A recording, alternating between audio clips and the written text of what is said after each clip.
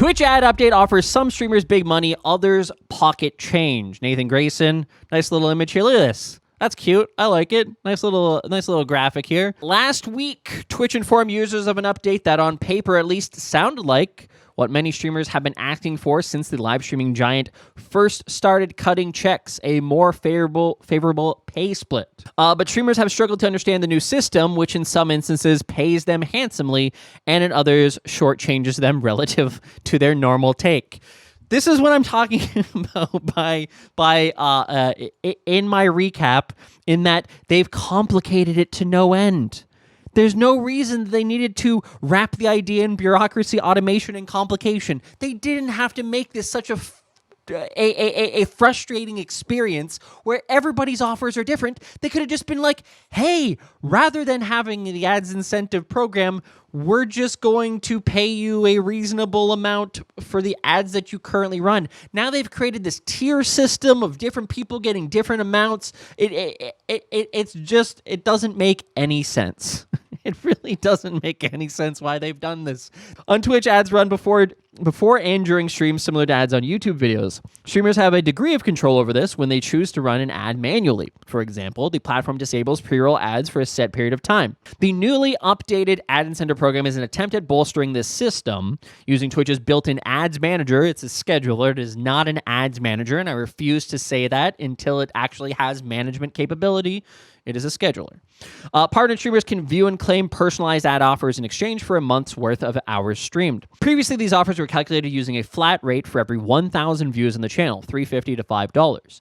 The update, which rolled out June 14th, switches the program over to a percentage-based model, with streamers getting 55% of the revenue for each individual ad that runs on their stream. Following the update, some users have reported offers that reflect gains of over $100 for fewer hours streamed with high volume of ads enabled. Others, by contrast, have lost out on hundreds of dollars of revenue compared to previous months. A variety of factors, including audience size, ad availability, and location, have caused significant variation in ad revenue month over month, which is true and understandable. Streamers, however, are none the wiser as to which factors in particular are causing what. And this is the issue that I constantly have with Twitch as it relates to ads. And I've said it here.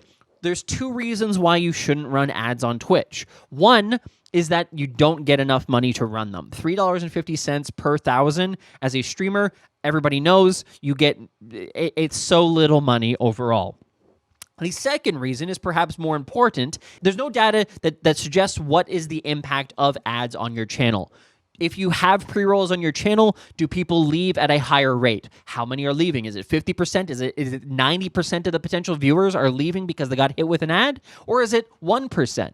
Now, if you do decide to run ads to disable pre-rolls, what's the impact on your viewership? How many people leave when you run ads? Is it 10%? Is it 15%? Is it 0%? Do people stick through the ads? I think having that data is really, really important as a creator to know what the impact of ads are on your stream. And we don't have that. So everything is going against you. People say, no, I run the ads to disable pre-rolls. Why? Do you know what you're getting from it? Because there's no data to tell you what you're getting. Are you getting a benefit? Don't know. Are people sticking around longer? Don't know. Are people leaving because you're running more ads? Don't know. You have no information to support that decision. So you're just guessing. Now, again, the one piece of data that everybody talks about, where Devin Nash said that the bounce rate is 30% on pre-rolls. 30% of people that come to your stream leave when they get hit with a pre-roll. But is that true of everybody? Is that true of my channel? Is that true of Sherbert's channel? Is that true of Turtles and Chill? You have no idea. You have no idea. You have no idea. His data might be based upon one ad. Who knows? Maybe there's or one channel or three channels. Who knows? Maybe it's a top streamer. What's the impact on a top streamer versus somebody who's a 10-viewer streamer?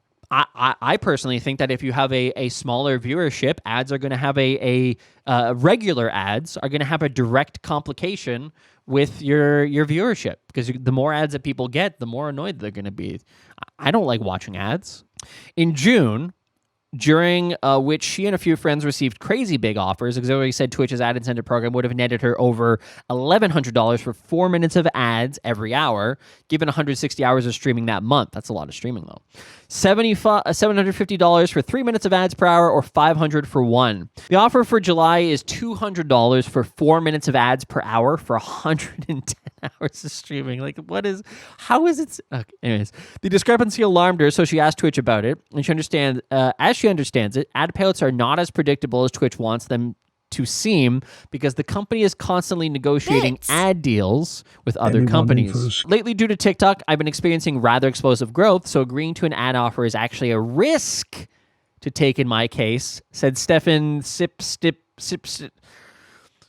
Matthias, who expressed concern that if he locks himself into one ad deal at the start of the month and then grows exponentially, he might be leaving money on the table. When you're growing on Twitch, it's all about momentum, and taking a higher ad density might cause people to watch less, throwing off any momentum you're currently building.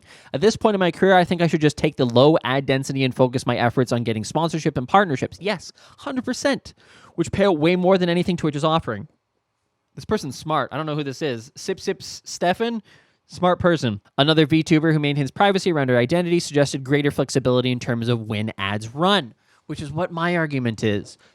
Don't create all these crazy different programs and opt-in schedules and automation and bureaucracy of trying to get people to run ads, and just give people the tools they need, information, and a better ad rate, and allow them to run them in a way that makes sense. It doesn't make sense for the majority of people to just have ads randomly running every 30 minutes or every hour. Content that's live doesn't work that way. It doesn't work perfectly. And I know that there's a snooze button that you can delay ads by 5 minutes, but the whole idea here is that live content shouldn't be built around ads. Ads should be built around live content. Some streamers are looking at offers so generous they can't say no. This is in fact true. There's some people that have like a couple hundred viewers and their offers like thousands and thousands of dollars that I would be disappointed if they didn't accept it.